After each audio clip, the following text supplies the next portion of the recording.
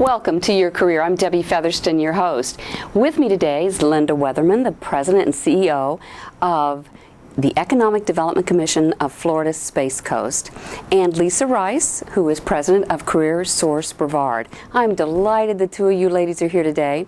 We are going to get our audience involved in an interesting conversation that I think they will really want to know about. There's been a lot of changes in the U.S. economy as well as locally, and one of the things that we're really feeling and beginning to sense, and we're hearing this from different reports, different sources, as they study the economy and the shifts, that we're really going through a transformation. So tell me a little bit from your perspective. I'm going to start with you, Linda, if you don't mind, and just share with me your perspective of what are you seeing in terms of how it's impacting our area specifically. Well, I think in regards to the transformation as it relates to manufacturing, a couple of things are taking place. First, you saw in the 90s and early 2000s, you saw a lot of major companies doing tremendous amount of job cuts and doing offshoring, thinking that was a way to cut costs and everything like that. Now you see a phenomenon called reshoring, which is taking place. The transformation is not just the reshoring, but the automation that's taking place when the reshoring process is coming back. So you see leaping in technological advances in not only the products that are being made, but the process of making the products. 3D printing, advanced manufacturing. You see that all taking place in Brevard County too. So in regards to when we talk about Lisa's world, when we talk about the population and employers, this transformation is a wonderful thing. It's going to keep us globally competitive, where I think we're lagged behind in the past in manufacturing and awareness of manufacturing, but it's going to require a workforce in manufacturing that traditionally might not have needed to have the expert skills, might have needed a little bit more strength and expertise in certain maybe basic math skills, but that's changing now. So while there is opportunity for us, there certainly is a challenge and an already existing challenge environment. Yeah, thank you. And from the workforce perspective, one of the things that we're seeing is, of course, the aging of the workers. Everybody knows about that. But a lot of them are still staying within the workforce. The problem is that they haven't gone back and they haven't gotten that next level of skill that's needed, whether it's in manufacturing or just about any industry. And the young folks that are coming in, which we actually have a larger population now that's under 30 than those who are over 60. So this is the group of people that we have to focus on getting them into those manufacturing and the other trades, but they're not interested in it. They're thinking fast, rapid, computers, things like that, and they don't associate it yet with manufacturing. So that's one of the shifts that we're seeing, is that we're really starting to educate the younger workforce that what it means to be in manufacturing is not what their fathers thought it meant. No. It's not at all the same kind of world. It's clean, it's computer driven. Even if you look at the wages, and I'll be off by maybe $100 or $200, but the average wage in Brevard County is $44,000 and change. The average wage in manufacturing in Brevard County, both in the same year, is $74,000. So not only what's happening is not only is it a clean profession you can go into, but it pays almost twice. What's it, 74, 40, about 70% more than the average wage. So it's something that's very lucrative, and I think you'll see those wages drive up more as that supply and demand change, because we do have the challenge of students or veterans or people going to college and coming back here and looking into whether it's the trades or the manufacturing economy that we think it's so. And it's grown here. We've done a tremendous great job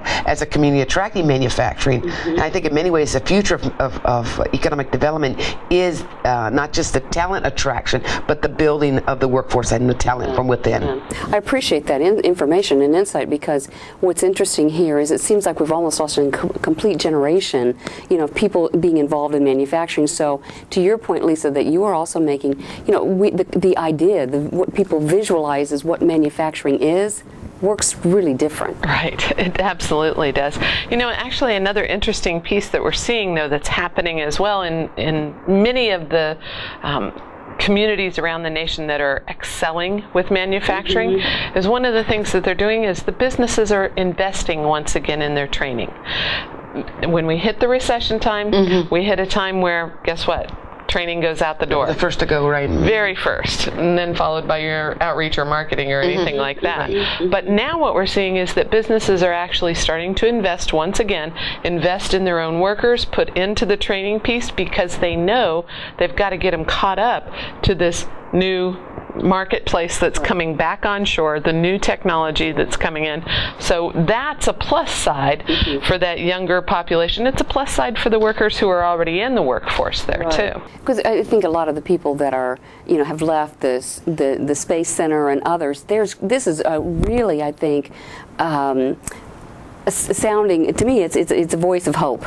Yeah. It's like, wow, this is encouraging, because I can retool, I can get additional education, I can really take the skill set that I have, that technical skill set, and reapply it with some training, some education. I just need to become, as I say, retooled. Right, exactly. And also in manufacturing, you probably won't in one industry sector find such a I call it a food chain skill mix, where you can come in and be a novice and still have a job and work. And if your skill and adaptability takes you to a certain level, you'll certainly have a job. If you have more keen skills and more expert with numbers and precision tuning, and you can work your way up. But either way of your capabilities in manufacturing, you're offered to something there, as opposed to some places that either you use low pay, low skill, high pay, and high skill. You have that difference and that stackable ability to move up if you have the ability and the need and the drive to do that.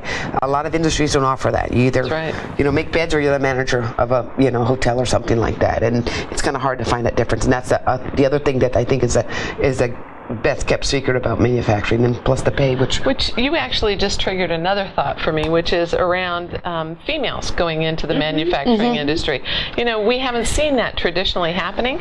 Again, in those communities where manufacturing is thriving, you're seeing more of a push to educate females that this is a very viable option for them. It's not about that might and that strength to be able to move and muscle around the things. It's more about your ability to work with people and work with the technology that's before you. So that's an excellent point, because it also shows where there is an archaic version of what manufacturing is. Because when you say, well, why haven't women? Well, because women think, well, Rosie the Riveter. Exactly. Well, and that's what you want, and like you said, you need the muscle to do it.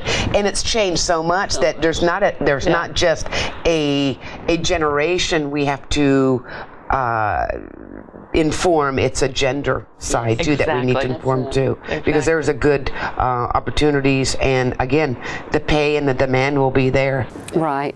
Because when I think about manufacturing today, I'm thinking more robotics. Yes. I'm thinking people have to really be able to use more of the science, the mathematics, in some cases, to be able to operate machinery.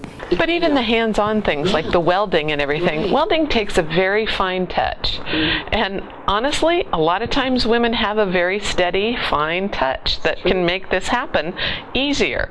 So there's even been some studies, I don't know if you've ever seen some of this stuff, studies around welding and who actually does better at it, and they're finding that women can actually do better at it. Steady hands, focused, they stay right with it, they want it to be perfect. Not saying a guy doesn't want to do that either, but it just kind of lends itself more to the welding, and welding is one of the big things that's missing right now in manufering. Finding welders is not easy. Good welders is and not welders an easy that can read thing. blueprints. So not only is it just a finite hand-eye movement, it's not just the welder who's going to put something together that might be, I don't know, I'm not going to be dismissive of the old welding, but it's now we need a more sophisticated understanding of welding, and so it's not just finding somebody who's just not afraid of this burning thing they hold. Exactly. So what are some of the initial steps? We've got about 3 or 4 minutes before we go to break, but what are some of the initial steps that we collectively are doing here locally? PPT. Yeah, I think it's 2 ways. Number one, it's identifying a pathway for a student, the same way someone who goes into healthcare and understands, I become an LP, an RN, and then I work my way up, the novice to expert in the health nursing care industry. You see that pathway naturally. How did that develop? I don't know. People talked about it and stuff like that. We need to make that in our nomenclature of manufacturing pathway from novice to expert as easy as people understand. You get an AA, a BA, and a PhD work down the road. That makes sense. The manufacturers need to understand the pathway themselves. That the days of just hiring a few people and hoping that they work, that if they have a more, if you will, academic process, understanding certifications, how they play a role, will help them get the right people as quick as possible. And the third thing is, and we'll kind of, this is what we talked about before, is the image and attraction of manufacturing. Yes. To talk about that this is a good profession, it's a growing profession, it's a noble profession, and you will make a wonderful, wonderful career.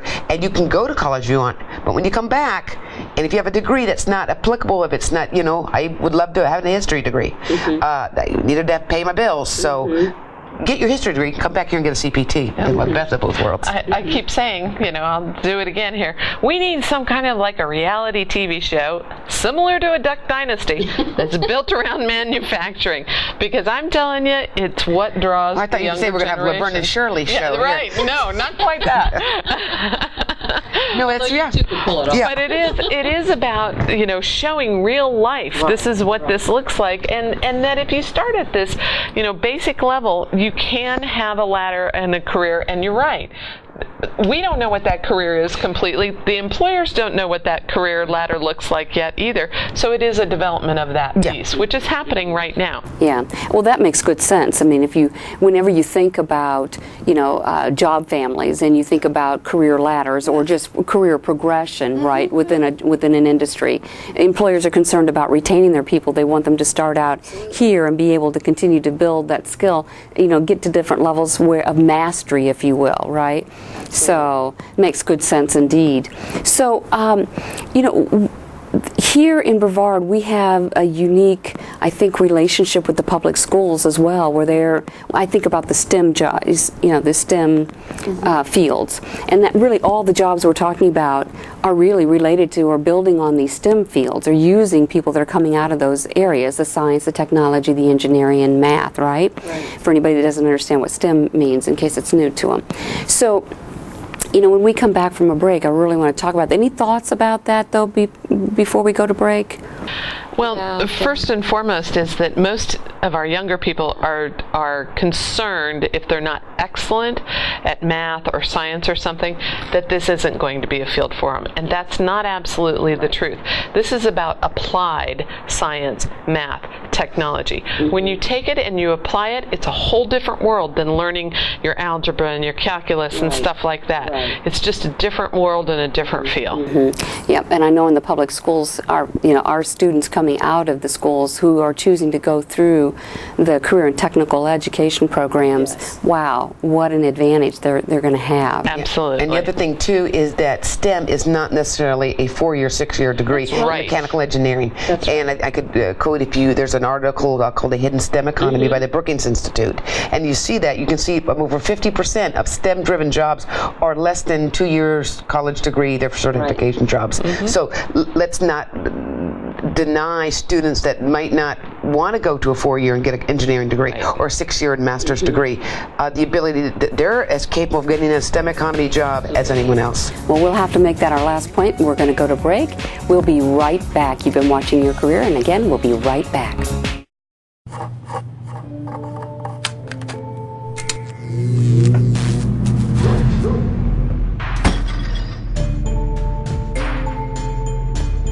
Traditional light bulbs actually generate 9 times more heat than light. Switch to Energy Star light bulbs, and you'll realize just how much cash you are really burning through. Saving energy saves you money. Learn more at EnergySavers.gov. Welcome back. You're watching Your Career. I'm Debbie Featherston, your host. And with me today is Linda Weatherman, President and CEO of the Economic Development Commission of Florida Space Coast, and Lisa Rice, President of CareerSource Brevard. So delighted. Ladies, let's pick up our conversation. Really, Linda, I'd like to start with you. We were talking, we kind of talked about the challenges beforehand, right? So I'd like to just get a sense from your perspective. You had mentioned the CBT. Tell us a little bit more about what that is. And basically what it is I've got with my peers that were involved in the workforce, the Brevard Public School System, Eastern Florida State College, the CareerSource, and the EDC. We got together, and one of the things we wanted to do was to promote with the EDC taking sort of the organization lead on that, just because we do work with all of those organizations, where we've identified a certification, which is an entry-level certification. The CareerSource has helped us identify that, called a Certified Production Technician. Okay. This is just for your first step, that if you come in and you get the class and you get your certification, that's telling a manufacturer that I have fundamental core competencies to walk into a manufacturing floor. The reason the CPT exists, to talk about our transformation in manufacturing, is the National Association of Manufacturers only, maybe it was 8 or 9 years ago or less, got together and said, you know what, maybe we should have a ubiquitous, agreeable certification amongst ours. So even within the manufacturing world, we had not even developed a agreeable, ubiquitous certification. It was done, how do I know you have certain certification, and you in Iowa and you in Ohio? So the manufacturers kind of got together and developed that. We just make sure all our manufacturers know about it. So we have our first class, starts June 2nd. We have it filled. Thank you to the CareerSource in identifying students and students for the class and some funding sources. We also have Eastern Florida State College will be doing the training, and this is the first step in, if you think about a triangle of the stackable certifications. We want these students to go through that. We'll have more classes after that. We'll advance the classes. Half these students already have jobs. We'll talk about on-the-job work, which is important. But yet, to show you the importance of these are manufacturers that had employees that are working in the manufacturing field already on the floor saying, you know what? I want some of my employees to have the CPT. So to me, that brought credibility to the respect that they're already on the floor and still they want them to go get the certification. But we do understand that that's just a one step. That's just a certification step 1.1 that we hope over the course of the next year and future years that we have a very sophisticated, well-known path that our community understands manufacturing so much that as students come out of high school or go to the Army and come back, that they understand as part of their DNA that, yeah, I know there's a future and this is the path I can take. Because I think that's what's prohibited students going into it in the past, because I think students go and they work in retail, nothing wrong with retail, but they go into retail because they see retail. I became a teacher because I knew I saw teachers. I didn't know there was other careers out there. So that's what we want to do. We want to make that articulate the manufacturing world and pathway as easy as they do in the regular lay world of retail and grocery stores and things that they see on a day-to-day basis. And I think that makes a lot more sense given what we were talking about earlier, that we know manufacturing is far more sophisticated than it was in the 50s and 60s and even the early 70s. And of course at that point that's when we begin to see more offshoring of it. So it's nice to hear that it's coming back to our shores, because there's a lot of talent and capable people that really will want and need those jobs. Yeah, and it's also, and we have to understand too that manufacturing I feel, and maybe the words are too strong, but I really feel it's a national security issue. Oh, yes. You have to, it's a fundamental fact of any economic base that you have to have a product that you export to import the dollars in. That's why you get the multiplier. And that is on software. You can do it on, if you want to export oil. See, the reverse happened with us. We imported the products and exported our dollars. So we've got to reclaim our manufacturing world, because it's a serious national security issue, because it's the fundamentals of our economy, and the fact that we have a renaissance taking place. We should be joyous in this country that's taking place, but there's so much work that has to be done, and people like Lisa has got a lot of work and with on-the-job training, which is a real fantastic thing to do. Absolutely. I was reading that our country is investing $4.3 billion in the training, right, in 255 training programs. That I know they're going to come a lot. You know a lot more about this. Tell us a little bit more about this and what the role of the CareerSource Brevard really is going to have here. And that's been going on for years and years and years. That there's been multiple tracks of how do workforce training types of dollars come down. What I will tell you is that there's just recently been an agreement between the House and the Senate at the U.S. level to agree on reauthorizing the Workforce Investment Act. That's a big deal, because part of what it does is it takes something like 15 of those different programs and it says goodbye to them, and it collapses them down into this Workforce Investment Act, a new act. They're calling it actually the Skills Act. It does some other things, changes with board membership and things like that. We're still sorting through it, but it's going to get to a more streamlined version of how do those federal funds flow that can help with training this workforce. Linda mentioned one thing, which is on-the-job training. The the ability for us to subsidize someone's wage while they're going into a workplace and getting through a training plan that the employer has said they got to do this before they're 100% ready to go is a huge factor in helping some of these entry-level folks get in.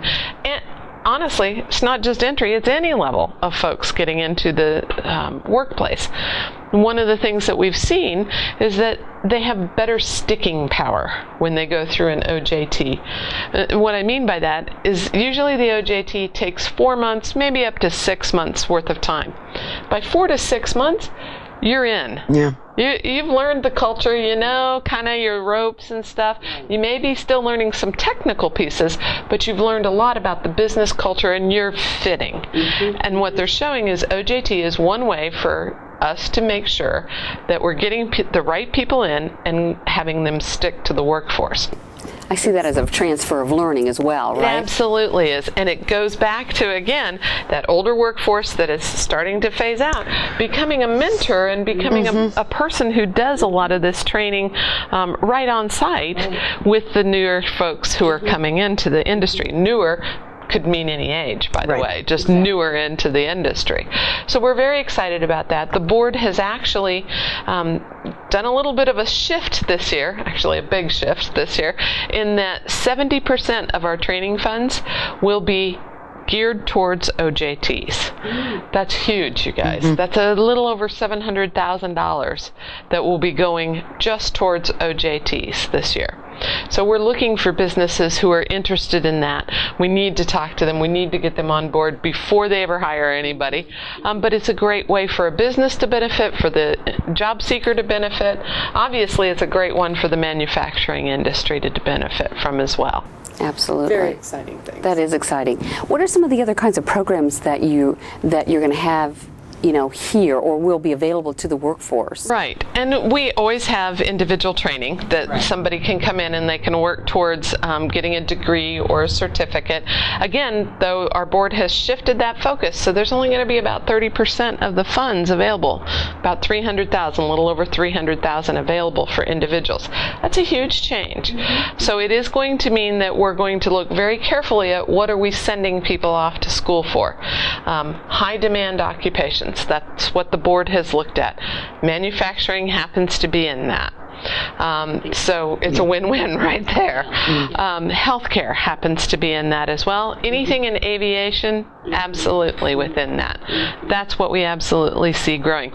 Anything out with the port, the logistics, the distribution stuff that they have to have, all the project management pieces that are going to come. The port is going to be one of our largest employers here within just a very rapid amount of time. We're talking 2 to 3 years, and they'll have thousands of jobs that are happening there. So we're gearing up today for what does that look like? How do we train people? Everything in the marine kind of industry and that relates to the ports will be involved with. Great. What else? What other insights? What are some of the other things that we need to be doing as a workforce, whether we're an employer or we're the employee? What are some things that, you know, maybe we need to be thinking about or you know, be prepared? How can we prepare ourselves better? As an employer or an employee? Either way, whichever, depending on what. Boy, I know what I'd say. Number one, go ahead. this is what I always say. Go back to school, learn something. Yeah. You know, I say it all the time. It's lifelong learning. Just because you're in a job and you're good to go and you think you're fine and dandy, no, you're not. You never know what's going to happen next. Go back and learn another skill. Go back and brush up on an old one. Learn something. Constantly learn something. And from the employer perspective, you know, I think the biggest thing that I would say to businesses is look back again at this point and see what you can start to put into your training. Because you're going to have to worry about your succession plan. Right. And a lot of industries, a lot of businesses haven't thought about that at that's all. a good point, Lisa, because if you look at the manufacturers, you know, they're not all Umbriers, they're not all Northrop Grumman's and Harris. The majority, quite frankly, probably employ 45 and less. And that's usually we have a single owner who might be in the 60s right now. And I think there's a tremendous opportunity for young people to take a leadership position where you have someone that might be retired and they might not have thought about a succession plan, and if they don't, guess what? That company shuts down. That company shuts down. We lose those jobs. Exactly. So just by almost a natural lack of planning, we wind up losing jobs that we fight so hard to keep and to retain. So that's a very good point. I think those are excellent points, because one of the things that I do when I'm coaching clients is always keep your eye on the trends. So once you've got that job, keep an eye on the trends and begin to analyze what are the trends and what are the implications on your career for additional training, education. Right, and the beauty with the reason it's easier to do now without spending a dime than it was 10, 15 years ago, is you have the internet. You can constantly calibrate your career. You can calibrate what you're doing. I'm sure Lisa does the same thing. I'm constantly checking and spying on my competitors, find out what they're doing, if there's something. We're always a step ahead of them, and I like to say, but why not? You always, and normal, or otherwise it'd be like you couldn't do it. So you have an easy, free access to calibrate your career, where you are to date, where your competition's doing, and maybe where your skill matches with your industry and the future of that particular skill. So you even have the ability to go out and take online courses for free that'll, it's not going to necessarily get you into a job, but once you're in that job, it could help you brush up on some skills, just improve in one area at the very least. Right, so it's right there at your fingertips. It's definitely something that people need to be taking advantage of. And each one of us has hired people. I'm sure you've hired people too, and that's something I look for too. You always look for, that constantly improvement. It's what can I do? What I've always said about the EDC, and when I've made talked to my board of directors, I'm governed by a board of directors like Lisa is, and I've always told them that the EDC is better this year than it was last year, and I've said it for 20 years, and the EDC will be better next year than it is this year, and that's how you have to do it, because it's a war. I mean, constantly it's an economic war, an economic development, and it's a war to continue and get good workforce. At least that's a struggle with, so every day you're fighting that. So we're asking ourselves that the way, so I would think that employees, when I go through the hiring process, if I'm hiring somebody, I'm looking for somebody who wants to improve. You want to get that, exactly. It's like that article that came out, What Makes Johnny Run. Remember the story, What Made Johnny Run? Because he wanted to run the organization in a few years. So he ran to deliver mail instead of when his peers walked. So what makes Johnny run? So the question is, what gave him that? And every student should read that the Harvard Business Review article from the 60s, and what makes Jane run, but Jane better run. Because somebody in another part of the world wants that job. So. That's absolutely right, and that's going to have to be the last word. It is a pleasure to be with you, ladies. Thank you for taking the time and coming and sharing this important message to our viewers. I appreciate that. Well, you've been watching Your Career. I'm Debbie Featherston, your host, and on behalf of my guests and the crew here at the set of Your Career, thank you for watching, and remember, be career happy.